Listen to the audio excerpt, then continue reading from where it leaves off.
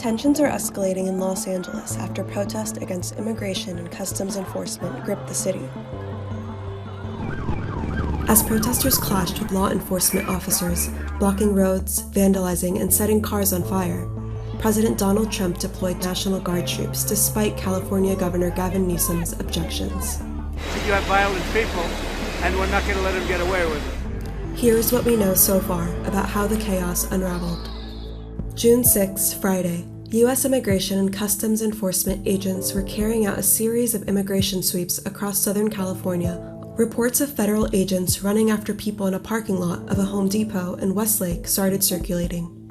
Around 3 p.m. local time, a crowd of dozens gathered in the Fashion District near downtown Los Angeles after ICE agents appeared at an apparel manufacturer there. Video shows what appears to be ICE agents loading at least 2 white, unmarked vehicles with people in handcuffs. Crowds gather around the vehicles. Some are seen even standing in front trying to stop the vehicle from going further.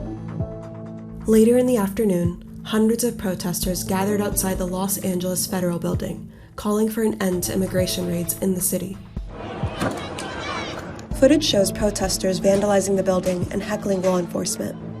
Police with riot gear were seen confronting the protesters with batons and what appeared to be tear gas rifles.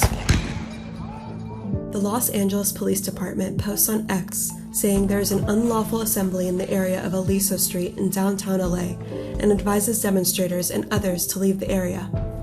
The next day, around 10:15 a.m., the Los Angeles Sheriff's Department responded to reports of a large crowd gathering in Paramount, a small city about 20 miles south of downtown Los Angeles, amid false rumors of immigration agents planning a raid on a Home Depot in the area.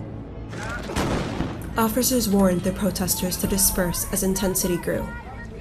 Another protest occurred in Compton, with some protesters starting a series of vandalization, including setting a car on fire. Around 6 p.m., President Donald Trump signed a memo ordering 2,000 National Guard troops to LA. Protesters were seen throwing rocks, glass bottles, and fireworks at officers throughout the night as officers fired flashbang grenades and less lethal projectiles. Members of the California National Guard arrived in downtown Los Angeles shortly before 4 a.m. on June 8th. The deployment is the first time in decades that a state's National Guard had been activated without a request from its governor. 22 Democratic governors called Trump's deployment of the National Guard in California, quote, an alarming abuse of power. Protesters started marching in downtown Los Angeles, chanting and holding signs that read, "Fight Trump." The LAPD went on, quote, tactical alert, and the use of less lethal munitions has been authorized by police. With the LAPD and National Guard present on the scene, protesters walked on and halted traffic on a portion of the 101 freeway. Officials say 2 LAPD officers were injured by motorcyclists attempting to breach a skirmish line. Multiple police vehicles were seen damaged with shattered windows. What we're seeing in LA is chaos caused by the administration.